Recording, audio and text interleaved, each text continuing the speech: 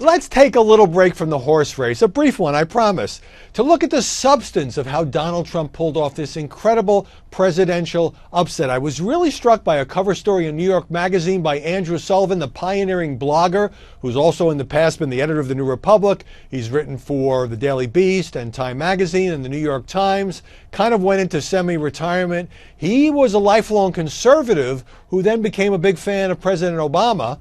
And now he is just appalled by Donald Trump. Now, in his very smart, analytical way, he just completely and totally eviscerates Trump. I don't agree with much of what he says. He ends up, in a kind of an overheated way, saying that Trump is a threat to Western civilization and all of that. But embedded in this long magazine article was some, what I thought was really good insight into the connection that Trump made with many Republican voters that, looking back, was missed repeatedly by the media, and even today I don't think the media still fully get it. So let me just read you a little bit from this Andrew Sullivan piece.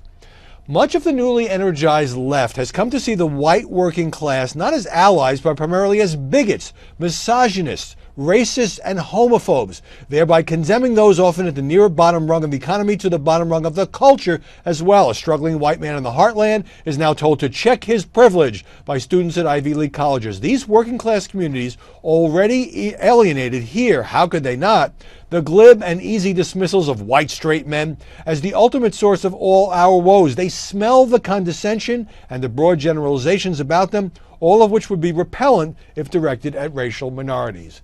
Now, it's kind of a cliche to say that Trump speaks their language.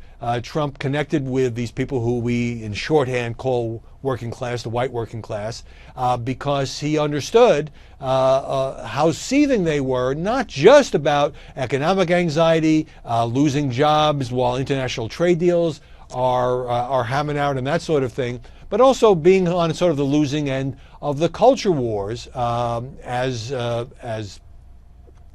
minorities and liberals and others have kind of won the argument or gotten their way on everything from same-sex marriage to arguments over abortion and things like that.